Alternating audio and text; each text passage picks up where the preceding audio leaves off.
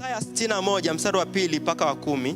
Mstari wa 9 na wa 10 nataka tusome kwa umakini, kwamba mstari wa 9 inasema, na kizazi chao kitajulikana katika mataifa, na uzao wao katika kabila za watu. Wote wawaonao watakiri ya kuwa wao ni kizazi kilichobarikiwa na Bwana. Kuna muda sio wewe lazima ujitangaze, naona baraka za Bwana na Mungu amenibariki.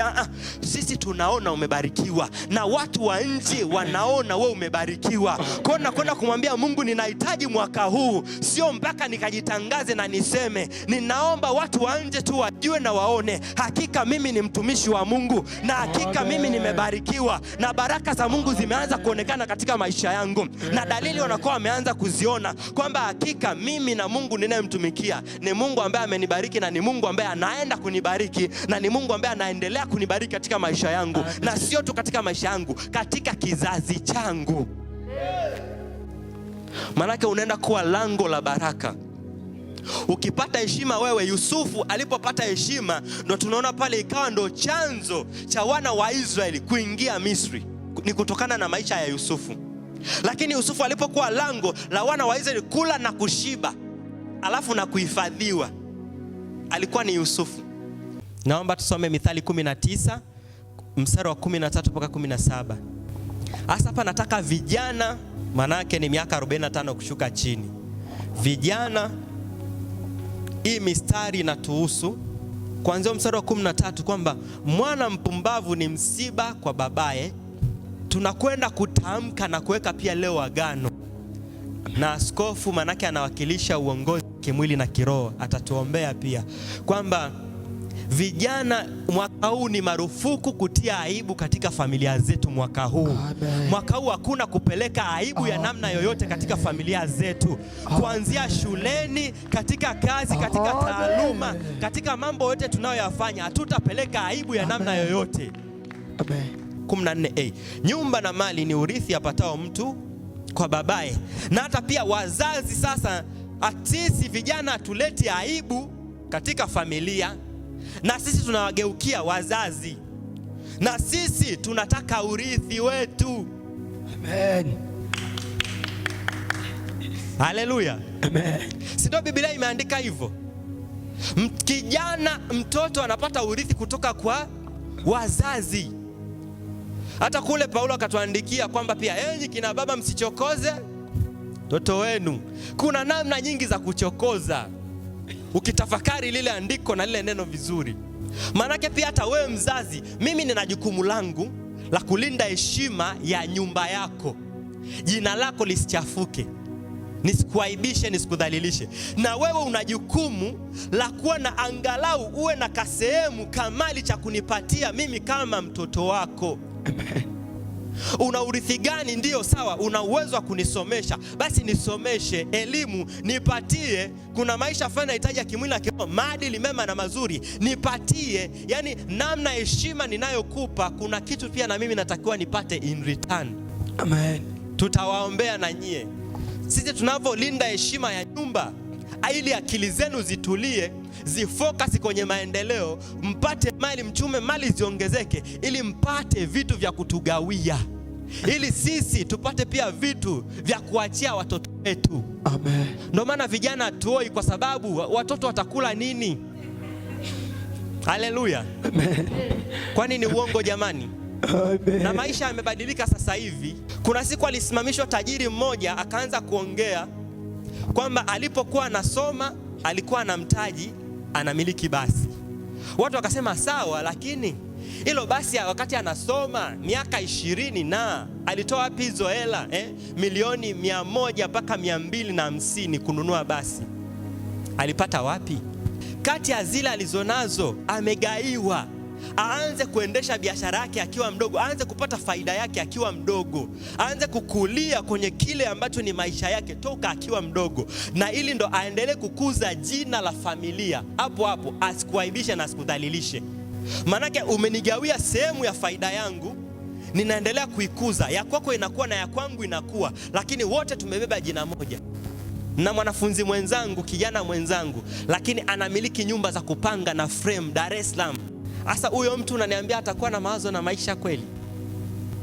Yani anasoma bado ni mfanyabiashara, ni baba mwenye nyumba, vyote kwa wakati mmoja.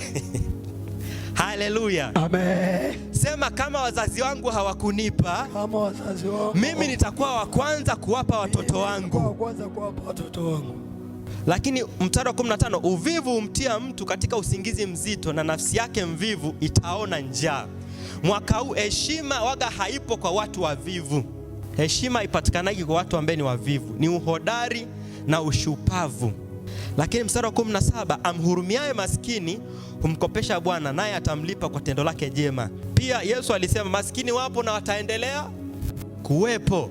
Mstari wa 17 unatukumbusha kwamba pia tuna jukumu sisi kama wana wa Mungu kuzitafuta baraka kwa nguvu, na tutakapozipata tuende tukamkopeshe Bwana ili aweze kutulipa zaidi, ili aweze kutulinda, aweze kutuongeza, aweze kutuzidi kupitia wale watu tutakaoenda kuwapelekea mahitaji ambayo ni muhimu. Kuna mtu pia ukikutana naye ukampa kitu anachokitaka akakushukuru na akasema ubarikiwe, mimi nakwambia mpaka wajukuu hawalali njaa.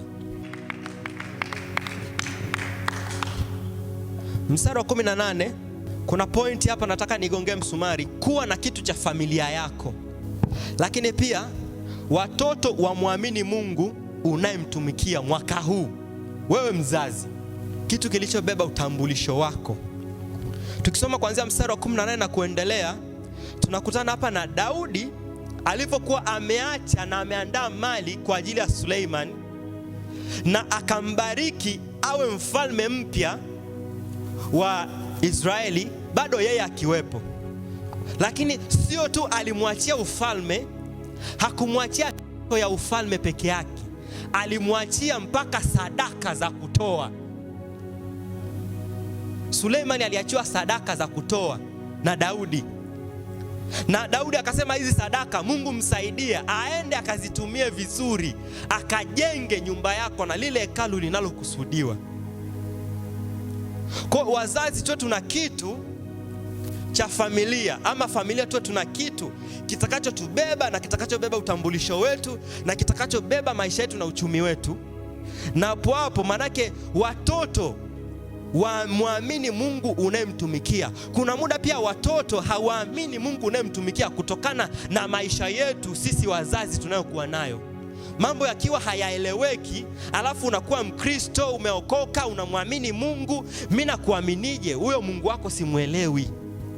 Maanake pia Mungu tunaenda kumwambia pia Mungu tukumbuke, na Mungu tunaomba Mungu katukumbuke sisi kama familia. Mungu, kuna muda pia watoto wetu wanakana utumishi na Ukristo wetu na wokovu kwa sababu ya maisha tulionayo. Wanaona hapana, bora watu wengine kule, mbona wale wengine wako hivi na hivi na hivi. Mstari wa 20 nasema, ndipo Daudi akawaambia kusanyiko lote, haya mhimidini Bwana Mungu wenu. Na kusanyiko lote wakamhimidi Bwana Mungu wa baba zao, wakainama vichwa vyao, wakamsujudia Bwana na mfalme naye. Kwa hiyo watu tu hawakumwabudu Mungu kipindi kile, watu walimwabudu Mungu wakamwabudu na mfalme. Kwa nini walimwabudu na mfalme? Manake ni mtu ambaye alikuwa anaonyesha uhalisia wa baraka za Mungu, uhalisia wa mtu kuitwa mtumishi wa Mungu na mtu kuwa baraka. Alionyesha hizo dalili. Kwa hiyo pia hata katika familia zetu, wale ambao tumeokoka, baadhi tunajiita Wakristo, tunamjua Mungu sana, kuna muda inatakiwa wale waje watunyenyekee na watusujudie. Kwa sababu gani? Kwamba Mungu wetu anapostahili hiyo heshima, na Mungu anapotupa hiyo heshima, wanastahili waje kwa unyenyekevu na kwa heshima, kwamba pia miungu yao haijafanya kazi, miungu zao na akili zao hazijafanya kazi, ila sisi Mungu tunayemtumikia ndio Mungu aliyetufaidisha, na yupo ndo aliyetupa faida na aliyetufundisha katika njia za kupata faida. Amen. Ukisoma ile Danieli 6 yote, lakini itasoma Danieli mstari wa 26 kwamba mwaka huu tunaomba watu wakamjue Mungu wetu ama Mungu tunayemtumikia katika changamoto tunazopitia, changamoto ambazo wanatupitisha, katika mitego wanayotuwekea, katika hali ya kimaisha inayoenda, takwimu na miumbo yoyote inayotokea. Lakini sisi tunaomba, kwa kuwa Mungu anasema ametuchagua sisi kuwa uzao mteule, ametutenga watu wengine, basi tunaomba kwamba watu wakamjue Mungu tunayemtumikia. Ukisoma Danieli 6:26 inasema kwamba mimi mfalme akasema, naweka amri ya kwamba katika mamlaka yote ya ufalme wangu, watu wakatetemeke na kuogopa mbele za Mungu wa Danieli, maana yeye ndiye Mungu aliye hai, adumuye milele, na ufalme wake na ufalme usioharibika, na mamlaka yake itadumu hata mwisho. Maanake Mungu tunayemtumikia hataenda kuaibika wala hataenda kudhalilika kupitia maisha yetu, na tunaomba jinsi maisha yetu yanavyokuzwa, naye Mungu wetu akatambulike, na watu wakatake kumjua Mungu wetu, na watu wakatake kumwabudu Mungu yule ambaye tunamtumikia sisi. Simama kwa miguu yako hapo ulipo. Hebu tukaombe kwa wazazi wa kimwili na kiroho, na watoto vijana tukaombe pia wazazi wetu wale ambao bado tunahitaji na tunategemea sana wazazi na walezi wetu ambao watu wako juu yetu, kwamba kwa kuwa ametuambia fedha na mali urithi mtu anapata kwa babaye ama katika nyumba yake pale alipotokea. Hebu mwambie Mungu, tunaleta kazi za kimwili na kiroho za wazazi wetu, kazi zozote ambazo ni za halali, kazi ambazo zinawaingizia kipato, fedha zinatupa kuishi, kula na kunywa, kupata mavazi, chakula na malazi. Mwambie Mungu tunazileta kazi zao. Mwambie pia Mungu tunaomba kazikumbuke kazi zao, badilisha mazingira ya kazi zao, bariki na ongeza kazi zao, zifanye ziwe maradufu, ili yale maisha tunayotamani kuyaishi, wao ndio wanaoweza kutupa maisha tunayotaka kuyaishi.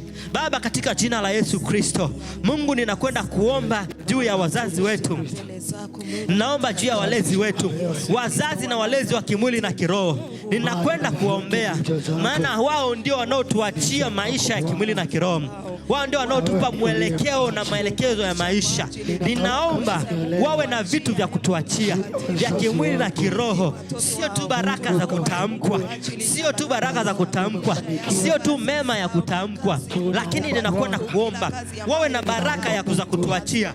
Jua wana ndoto na maono makubwa ya sisi watoto kuishi maisha ambayo wao hawajaishi, tuishi maisha mazuri ambayo hatutateseka kama wao. Ninaomba ukatimize maono na ndoto zao. Naomba Mungu katimize maono na ndoto zao. Naomba Mungu katimize maono na ndoto zao. Naomba katimize ndoto na maono yao, katika jina la Yesu. Asante kwa sababu na wajua kila mmoja wao. Nasimama mbele zako Mungu kuomba kwa ajili yao, mahali popote ambapo wameweza kusababisha aibu ama kuleta aibu kwa wazazi wao kwa namna moja ama namna nyingine, kiroho na kimwili pia, katika jina la Yesu. Mungu ninawaombea, naomba warehemu, naomba wasamehe, watakase, waponye, wasafishe kwa damu ya Yesu Kristo mwanao ya thamani iliyomwagwa msalabani, wakawe safi. Tunaanza huu mwaka Mungu, leo ni tarehe 1. Mungu ninaomba wakaanze upya maisha yao, na kamwe wasiweze kuleta tena aibu katika familia zao, katika wazazi wao pia, mahali popote wanapokuwepo wasilete aibu. Aibu isionekane katika kazi zao, aibu isionekane Mungu katika masomo yao, aibu isionekane katika biashara zao, aibu isionekane mahali popote wanapokuwepo, katika jina la Yesu. Ninaikataa hiyo aibu leo tarehe 1 mwezi wa kwanza 2026. Ninaikataa katika jina la Yesu kwa kila mmoja. Aibu isionekane kwa jina la Yesu wa Nazareti. Aibu isionekane mahali popote pale. Ukafanyike baraka, ukafanyike msaada kwa wazazi wako kwa jina la Yesu wa Nazareti aliye hai. Ukafanyike baraka, ukafanyike nguvu katika familia yenu kwa jina la Yesu wa Nazareti. Na wala adui asipate nafasi ya kuleta aibu katika maisha yako, asipate nafasi ya kuleta aibu kwa wazazi wako, kwa kanisa pia asipate nafasi katika jina la Yesu. Mahali popote wanapokuwepo, aibu isionekane kwako katika jina la Yesu. Mungu ninakushukuru kwa sababu vijana hao watakuwa baraka, vijana hao watakuwa sababu ya familia za kwao kuweza kuheshimika. Mungu ukawape heshima kila mmoja, kila atakayemuona akaitwe heri maeneo yoyote atakayokuwepo katika jina la Yesu. Watu waulizane, huyu ni mtoto wa nani?